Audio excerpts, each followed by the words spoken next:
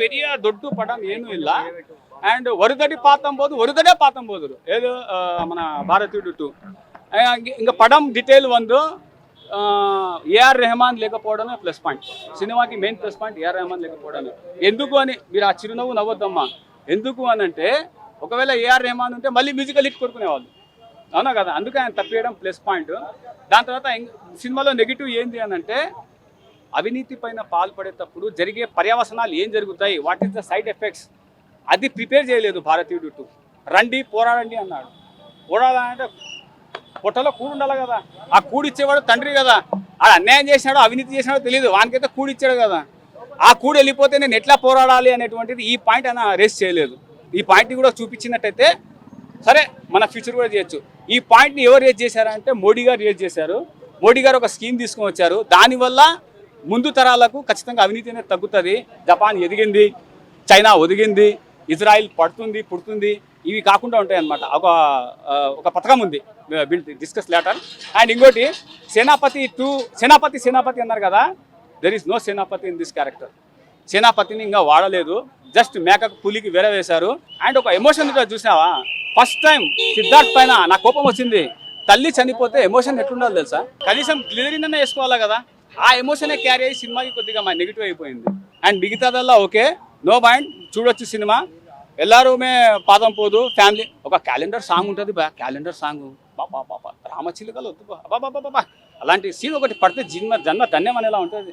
ఆ విధంగా తీసాడు దానికి రిచ్గా.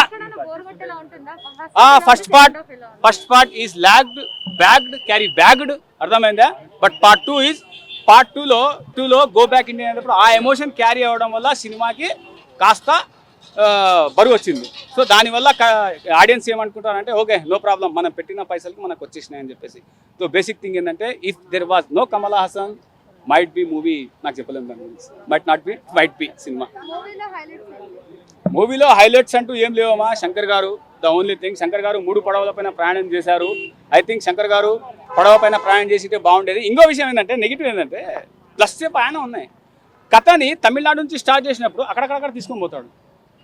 అక్కడ నుంచే దాన్ని బ్రాంచెస్, ఇప్పుడు ఒక బ్రాంచ్ ఒకటి ఓపెన్ చేసిన బ్రాంచ్ లాగా తీసుకుని వచ్చి సినిమాకి బాగుంటుంది. కానీ అక్కడక్కడ తీసుకుని పోయి మళ్ళీ ఎక్కడెక్కడ తీసుకొని వచ్చేస్తాడు అనమాట సినిమాని. అది కొద్దిగా జనాలకు కన్ఫ్యూజన్ వస్తుంది. What we're watching, are we really watching Bharateeyudu 1 అని. సో ఇంకోటి విషయం, భారతీయుడు 1 రిలీజ్ చేయకుండా నింటే బాగుండేది. ఇది బ్యాడ్ ఇంపాక్ట్ అమ్మా. ఎందుకనంటే భారతీయుడు నీట్గా వస్తుంది మూవీ. సో దాని తర్వాత ఏమైందంటే ఇప్పుడు చూసిన ప్రతిసారి భారతీయుడు 1 అరే ఇక్కడ అది ఇది జరుగుతుంది. ఈ సినిమా రిలీజ్ చేసిన 1 వీక్ తర్వాత 10 డేస్ తర్వాత భారతీయుడు 1 వదిలింటే మటుకు 2 బ్లాక్ బాస్టర్ కలెక్షన్స్ వచ్చేసాయి. Movie is not good but it was very good movie. So basically people అంటే మన సొసైటీలో ఏమవుతుందంటే కరప్షన్ చేసే వాళ్ళందరూ వాళ్ళ పిల్లల కోసం చేస్తున్నారు, వాళ్ళ కోసం చేస్తున్నారు. బట్ ఇక్కడ మూవీలో ఏం చేసినారంటే పిల్లలకి అవసరం లేకపోతే కరప్షన్ వాళ్ళకి తీసుకోరు అనమాట. సో పిల్లలు స్టాప్ చేస్తున్నారు, అంటే వాళ్ళకి ఏమొద్దు మాకు లగ్జరీస్ అని.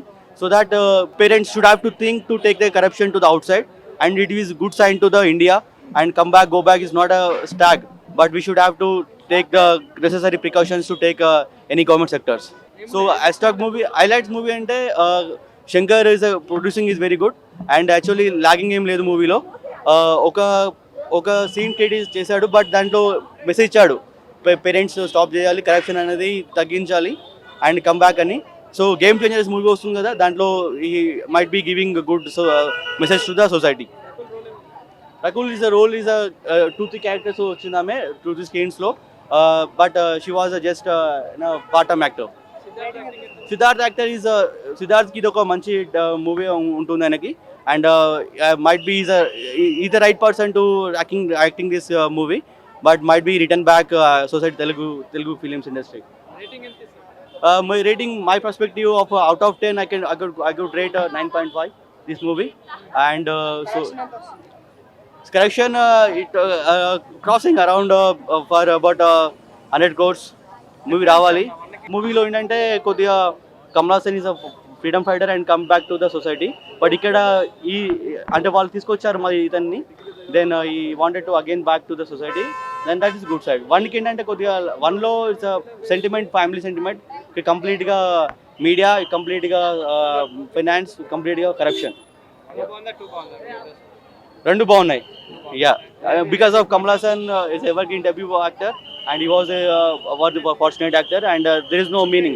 Still he is doing the movies because of his interest. We should respect Kamal Hassan and don't think that Kamal Hassan is not good. So he is a very right person and he is still acting for this industries. Yeah.